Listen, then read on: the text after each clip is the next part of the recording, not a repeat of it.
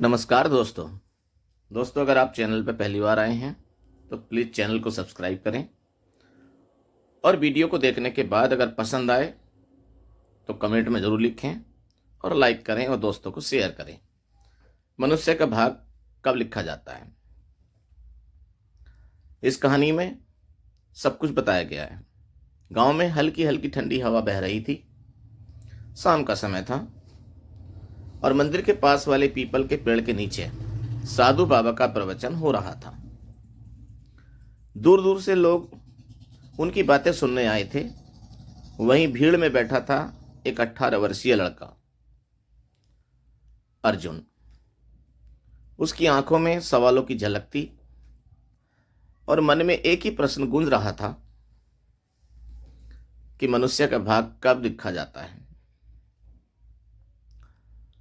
दोस्तों, जब इंसान को किसी बात की लत लग जाती है तो उसको खोज करके ही छोड़ता है।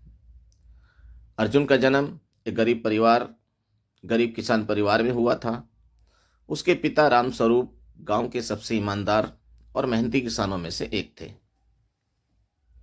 मां सुमित्रा घर संभालती थी और परिवार को एकजुट रखती थी। हालांकि गरीबी के कारण अर्जुन को कई कठिनाइयों का सामना करना पड़ता था। वह पढ़ने में बहुत होशियार था, लेकिन गांव में सही शिक्षा की व्यवस्था नहीं थी। उसके पिता चाहते थे कि वह पढ़ लिख कर कुछ बड़ा करे, लेकिन हालात हमेशा उसके खिलाफ होते थे। अर्जुन की उलझन बढ़ती जा रही थी। उसने प्रवचन के बाद साधु बाबा के पास जाकर पूछा, बाबा, क्या भाग्य पहले से लिखा होता है? अगर हाँ, तो फिर मेहनत करने से क्या मिलता है? साधु बाबा मुस्कुराए और बोले, बेटा, एक राजा और एक भिखारी में क्या फर्क होता है? अर्जुन ने जवाब दिया, राजा के पास सब कुछ होता है और भिखारी के पास कुछ नहीं होता। बाबा ने कहा, सही सही कहा, लेकिन क्या तुमने सोचा है कि कोई राजा बनता कैसे है? क्या वह पैदा होते ही सिंहासन पर बैठ जाता है, या उसे अपने राज्य को संभालने के लिए कठिनाइयों का सामना करना पड़ता है? अर्जुन चुप हो गया। बाबा ने आगे कहा, भाग्य एक खाली किताब की तरह होता है। उसमें क्या लिखा जाएगा यह तुम्हारे कर्मों पर निर्भर करता है। अगर तुम इसे खुद नहीं लिखोगे तो कोई और इसे अपने हिसाब से भर देगा। अर्जुन को साधु बाबा की बातें समझ तो आई, लेकिन वह इसे परखना चाहता था।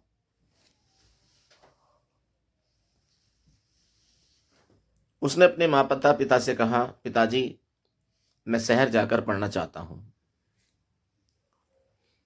राम स्वरूप चिंतित हो गए। उन्होंने प्यार से अर्जुन के सिर पर हाथ रखा और बोला, बेटा, हमारे पास इतने पैसे नहीं हैं कि तुम्हारी पढ़ाई का खर्च उठा सकें,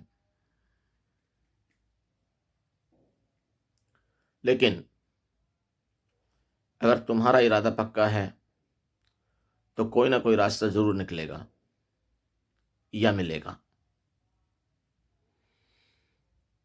अर्जुन ने फैसला किया कि वह खुद अपने सपनों का भाग्य लिखेगा। उसने खेतों में अपने पिता के साथ दिन रात काम किया, गांव के बच्चों को ट्यूशन दी और जैसे तैसे कुछ पैसे जमा किए। गांव के कुछ लोग उसका मजाक उड़ाते थे, कहते थे, अरे किसान का बेटा है, किस्मत में हल जोतना लिखा है, ज्यादा पढ़ाई लिखाई से कुछ नहीं होगा। लेकिन अर्जुन ने किसी की नहीं सुनी। अर्जुन जब शहर पहुंचा तो उसने देखा कि वहां की दुनिया बहुत अलग थी। यहां कोई किसी की मदद के लिए आगे नहीं आता था। उसने कई कॉलेजों में दाखिले के लिए आवेदन किया, लेकिन हर जगह उसे फीस की समस्या का सामना करना पड़ा। अर्जुन एक छोटे से ढाबे में काम करने लगा। दिन में पढ़ाई करता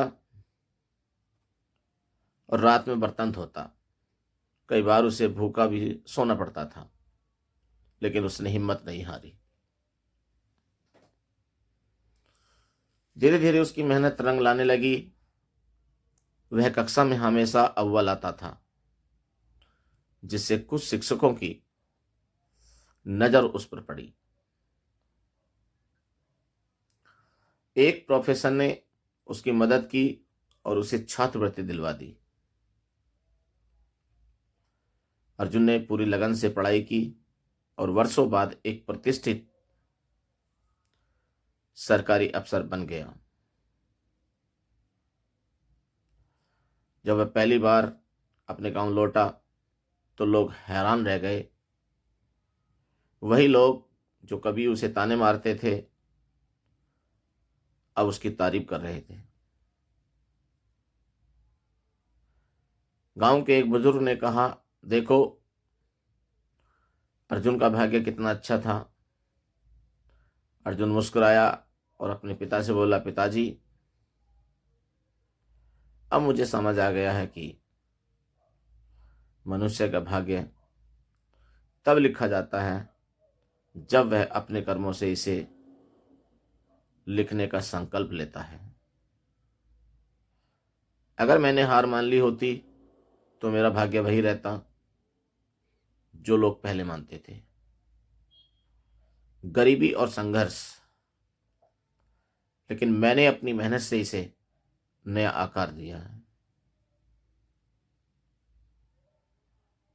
तो दोस्तों, आपने कहानी तो पढ़ ली है और समझ भी लिए है।